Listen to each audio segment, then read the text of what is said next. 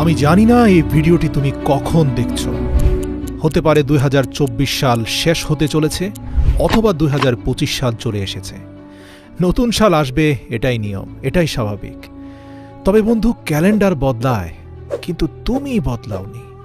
আমি জানি না তোমার গত বছর কেমন ছিল, কিভাবে কেটেছে, কিন্তু বন্ধু, সামনে আসতে চলেছে যে 6টি মাস, আমি গ্যারান্টির সাথে বলতে পারি তোমার লাইফ চ্যালেঞ্জিং হয়ে যেতে পারে যদি তুমি আজ থেকেই শপথ না করো। হ্যাঁ, আমি তোমাকে বলছি, 6 মাস, 6টি মাসের জন্য উধাও হয়ে যাও। যে লক্ষ্যে তুমি 5 বছরে পৌঁছাতে চাও, তা মাত্র 6 মাসে অ্যাচিভ করে ফেলবে। তোমার মধ্যে ভয়ঙ্কর পরিবর্তন চলে আসবে। বিশ্বাস হচ্ছে না? আজকের তারিখটা তুমি নোট করে নাও, আর ভিডিওর মধ্যে ডুবে যাওয়ার আগে দয়া করে যা কিছু অতিরিক্ত করছো তা বন্ধ করে দাও। 6 মাসের জন্য উধাও হয়ে যাও। সামনে আসতে চলেছে 6 মাসের জন্য ভুলে যাও তোমার দুনিয়াতে বন্ধু আছে। বিশ্বাস করো, কেউ কোথাও যাবে না তোমাকে ছেড়ে। 6 মাসের জন্য দরজা বন্ধ করে দাও, দূরে চলে যাও এসব ডিস্ট্রাকশন থেকে। মানে 6 মাস তোমাকে দুনিয়ার মানুষ থেকে উধাও হয়ে যেতে হবে, নিজেকে আইসোলেট করে ফেলতে হবে, ঠিক যেভাবে করোনা কালে মানুষ আইসোলেশনে চলে যেত, যেখানে শুধু তুমি, তোমার মাইন্ড, বডি আর তোমার লক্ষ্য, তোমার উদ্দেশ্য, তোমার জীবন থাকবে। কি ভাবছো? 6 মাস, এত বেশি সময়? বন্ধু, এটা শুনতে হয়তো অনেক বড় লাগছে, কিন্তু এটাও তো চিন্তা করো যে এটা তুমি তোমার লাইফ আর স্বপ্নের জন্য করছো। এটার মধ্যে যেই আসুক, যত ধরনের মানুষ যত কথাই তোমাকে বুঝাক, যত টাকা পয়সার লোভ আসুক, যে যেইভাবে তোমাকে বুঝাক না কেন, মনে করবে তারা ফালতু কথা বলছে। তোমার বন্ধু নিজের স্বার্থের জন্য তোমাকে কাছে ডাকছে। বিশ্বাস করো, তোমার যাওয়া না যাওয়া নিয়ে কিচ্ছু যায় আসে না। মনে রাখো, এই 6 মাসে তুমি যত মানুষের সাথে থাকবে, তুমি ততই নষ্ট হবে। সব আনন্দের গ্রুপ থেকে লেফট হয়ে যাও, ফালতু মানুষ এড়িয়ে চলো, আর টাইম ওয়েস্ট যারা করে তাদেরকে ব্লক করে দাও জীবন থেকে, ফেসবুক থেকে, ইনস্টাগ্রামের দুনিয়া থেকে বের হয়ে আসো। তোমার কাজ আছে জরুরি, এটা বলে শেষ করো চ্যাটিং। মেসেজ টাইপ করে নিজের সময় নষ্ট করো না। 6 মাস সেলফিশ হয়ে যাও, নিজের কথা চিন্তা করে, নিজের লাইফ, নিজের স্বপ্ন, নিজের লক্ষ্য, নিজের ফ্যামিলির কথা চিন্তা করো। Number 2, speech less, do more. মনে রেখো, খালি পেট আর পয়সা সবসময় আওয়াজ করে বেশি। তোমার অ্যাটিটিউড আর তোমার মোটিভেশনাল স্ট্যাটাসে কিছুই হবে না বন্ধু। কেউ কিছু বলে দিয়েছে আর তার বদলা নেওয়ার জন্য ফেসবুকে তুমি স্ট্যাটাস দিয়েছ, success is the best revenge. Status দিচ্ছ আর দিনভর বিছানায় পড়ে আছো। অন্যকে জানানোর জন্য, অন্যকে দেখানোর জন্য স্ট্যাটাস দেওয়া বন্ধ করো। ফেসবুক, ইনস্টাগ্রামের ফাঁদ থেকে বাইরে আসো। মানুষের সাথে তর্কাতর্কি করা বন্ধ করো। সবাইকে নিজের কথা বলো না। তোমার জীবন হচ্ছে তোমার সবচেয়ে প্রাইভেট পার্ট। সবাইকে নিজের জীবনে ঢুকতে দিও না। কখনো ভেবেছো তোমার মোটিভেশন কেন সবসময় ঠান্ডা হয়ে যায়? কারণ তুমি এমন মানুষদের সাথে থাকো যারা তোমার সব এনার্জি চুষে নিয়ে তোমাকে খালি খোসা বানিয়ে ছেড়ে দেয়। এরকম বন্ধুত্ব থেকে বাইরে আসো। মানুষকে নিয়ে সমালোচনা করা, অন্যকে নিয়ে চিন্তা করা ছেড়ে দাও। যদি তুমি না থাকো, দুনিয়া থেমে যাবে না। তোমার থেকে শ্রেষ্ঠ মানুষটা দুনিয়া থেকে চলে গেছে বলে দুনিয়ার কিচ্ছু যায় আসেনি। তোমার না থাকা নিয়েও কিচ্ছু যায় আসে না।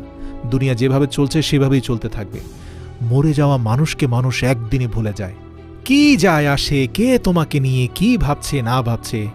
আর যদি তোমার এতই ফিলিংস হয়, মানুষের কথায় যদি এতই কষ্ট হয়, দয়া করে অনুরোধ করি 3 নম্বর পয়েন্টটা মুখস্থ রাখো। মানে নিজের ফিলিংসগুলোকে জ্বালিয়ে দাও এই 6 মাসের জন্য। এই যে খিটখিটে মেজাজ হয়ে যাচ্ছে, ডিমোটিভেটেড হয়ে যাচ্ছ, মারাত্মক টেনশন হচ্ছে, তাহলে দয়া করে একটা কাগজ নাও আর লেখো কেন তোমার আত্মবিশ্বাস হারিয়ে যাচ্ছে, কেন এত টেনশন তোমার। যত রাগ, অভিমান, নেগেটিভ এক্সপেরিয়েন্স সব কিছু কাগজে লেখো, তারপর আগুন দিয়ে তা জ্বালিয়ে পুড়িয়ে তছনছ করে দাও। দেখবে তোমার ভেতরের ফিলিংসগুলো জ্বলে পড়ে ছাই হয়ে গেছে, একদম খালি হয়ে যাও। আর যদি বলতেই চাও, মানুষকে না বলে শুধু নিজের সৃষ্টিকর্তাকে বলো। রাতের আধারে হাত তুলে প্রার্থনায় তাকে বলো। মনে রেখো, মানুষকে নিজের কষ্টের কথা বলে নিজের দুর্বলতা প্রকাশ করে দিও না, বরং সৃষ্টিকর্তাকে বলে আধ্যাত্মিক শক্তি অর্জন করো। মনে রেখো, তোমার চোখের পানি মোছার জন্য কেউ আসবে না, সবাই বেইমানি করে চলে যাবে। Number 4 point, think you like a product. দেখো, 21 দিন তুমি যা খাবে, তুমি যেভাবে দেখবে, তুমি যা করবে, তুমি যা শিখবে, আমি গ্যারান্টির সাথে বলতে পারি তুমি ঠিক ওই রকম হয়ে যাবে। মানে এটা তোমার অভ্যেস হয়ে যাবে। দেখো, লোহা 21 দিন চুম্বকের সাথে থাকলে চুম্বকের মতো হয়ে যায়, কিন্তু আবার কিছুদিন দূরে থাকলে সে আবার লোহা হয়ে যায়, মানে যেমনটা ছিল তেমন হয়ে যায়। মনে রাখবে, তুমি হচ্ছ তোমার হ্যাবিটের গোলাম, তোমার অভ্যেসের দাস। তোমার হ্যাবিট নিশ্চিত করবে তোমার সাকসেস। নিজেকে একটা প্রোডাক্টের মতো ভাবো। এটা চিন্তা করো যে যদি কোনো গাড়িতে খারাপ তেল যায় তাহলে সে গাড়ি কতদিন চলতে পারে।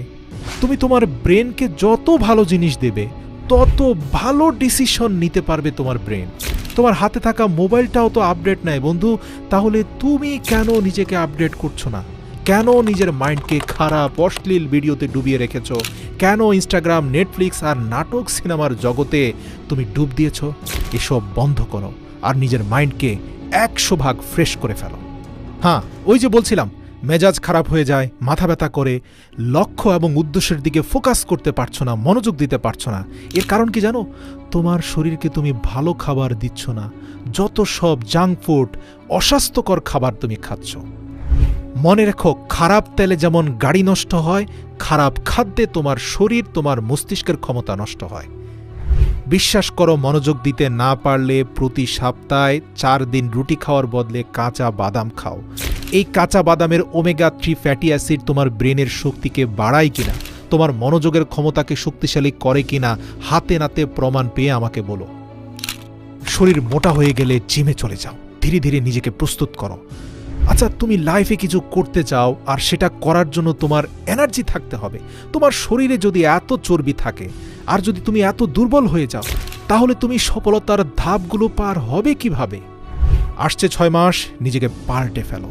খাদ্য অভ্যাস চেঞ্জ করো, বডিকে ভালো কিছু দাও। স্বাদের জন্য খেও না, জীবন্ত খাবার খাও, জীবনকে ভালোবেসে খাও। জিমে যাও, টেস্টোস্টেরন বাড়াও। অনেক বেশি মাসেল হবে, অনেক বেশি টেস্টোস্টেরন বাড়বে। হাই টেস্টোস্টেরন মানে হাই এনার্জি, মোটিভেটেড ফিল করবে টেস্টোস্টেরনের কারণে। তোমার মাইন্ড মানে তোমার ভেতরের জেনারেটর ভালো কাজ করবে, মনে হবে যেন তুমি আকাশে উঠছ।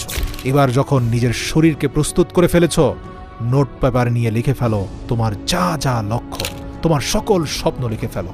1 বছর কি করতে চাও আলাদা লিখো, 6 মাসে কি করতে চাও আলাদা লিখো, 1 মাস, 1 সপ্তাহ, এমনকি দৈনিক কি করতে চাও তাও লেখো। মনে রেখো, নিজের গোলকে যত ছোট করে অ্যাচিভ করবে তত তাড়াতাড়ি তা অ্যাচিভ হয়ে যাবে। আর যত বেশি অ্যাচিভমেন্ট হবে, তোমার আত্মবিশ্বাসের শক্তি তত তীব্র এবং শক্তিশালী হবে। আচ্ছা, ধরো তুমি ফেসবুকে 10 লক্ষ টাকার পণ্য বিক্রি করতে চাও। তার জন্য তোমাকে ডিজিটাল মার্কেটিং শিখতে হবে, প্রপার গাইডলাইন মেনটেন করে চলতে হবে। একদিনে তো সম্ভব নয়, তার জন্য তোমাকে পরিশ্রম করতে হবে, ডিসিপ্লিন মেনতে হবে, প্রপার ট্রেনিংয়ের দরকার হবে। এরপরে তোমার গোলে স্ট্রাইক করতে হবে। মোটিভেশন দেখে কিচ্ছু হবে না। 6 মাস পরিশ্রম করার জন্য ভেতর থেকে মোটিভেশন আসতে হবে। তোমার উদ্দেশ্য ক্লিয়ার হতে হবে। তুমি সাকসেসফুল কেন হতে চাও? প্রশ্ন করো তো। তোমার পারিবারিক অবস্থা চেঞ্জ করতে চাও, নাকি গরিব হয়ে বাঁচতে চাও না, না তোমার ভালো হেলথ চাও? কিসের জন্য চাও তুমি সফল হতে?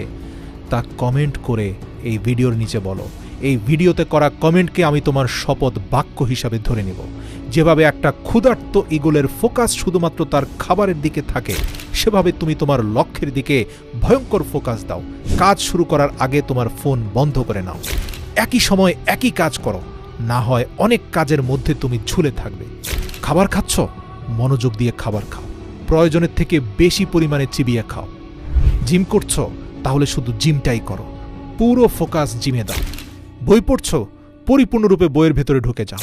কিন্তু বেশিরভাগ মানুষ ঘরে থেকে অফিসে চিন্তা করে, আর যখন অফিসে থাকে তখন অফিসের কাজ ফেলে ঘরে চিন্তা করে। প্রিয় বন্ধু, ওই ফাঁদে পড়লে কিন্তু শেষ হয়ে যাবে। বিশ্বাস করো, 21 দিন যখন যে কাজটা করছো সেটাই মনোযোগ দিয়ে করো।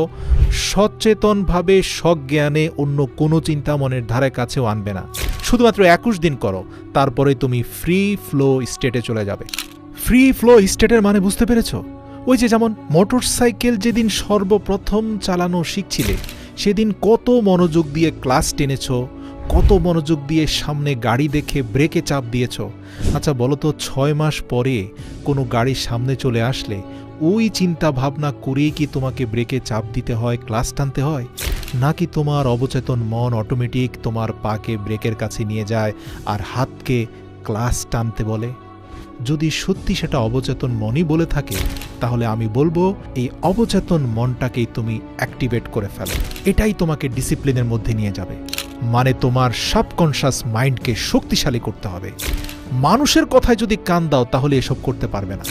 এই 6 মাসের জন্য মানুষ তোমাকে বলবে, আরে তোর কি হয়েছে, তুই তো দেখছি পাগল হয়ে গেছিস, বদলে গেছিস, এরকম হাজার কথা তোমাকে বলবে। তোমাকে কিন্তু তোমার নিজের কথাটাই শুনতে হবে। মনে রাখবে, তুমি এই 6 মাস কোথায় পালিয়েছ, কি হয়েছে তোমার, এর জবাব মুখ দিয়ে নয়, তোমার পরিবর্তন দিয়ে দিতে হবে। সত্যি বলছি, এই ভিডিওতে বলা প্রত্যেকটি ধাপ যদি যথাযথভাবে অনুসরণ করে তোমার সর্বোচ্চ শক্তি দিয়ে চেষ্টা করো, তাহলে 6 মাসে তোমার জীবন কমপ্লিটলি ট্রান্সফর্ম হতে পারে। আর মনে রাখবে, এটা অর্জন করার জন্য তোমার মাইন্ড কিন্তু পজিটিভ হতে হবে। তুমি যদি আত্মবিশ্বাসহীন হও, নেগেটিভ হও, তাহলে বন্ধু লক্ষ্যে পৌঁছাতে পারবে না। প্রতিটা স্তর স্টেপ বাই স্টেপ বলার পরেও যদি তুমি না পারো, তাহলে আর কিছুই করার থাকবে না। কমেন্টে লিখো তোমার শপথ বাক্য, কেন তুমি নিখোঁজ হচ্ছ 6 মাসের জন্য। সযত্নে থেকে যাবে এই কমেন্ট। 6 মাস পরে এসে দেখে যেও তুমি কি শপথ বাক্য উচ্চারণ করেছিলে এখানে।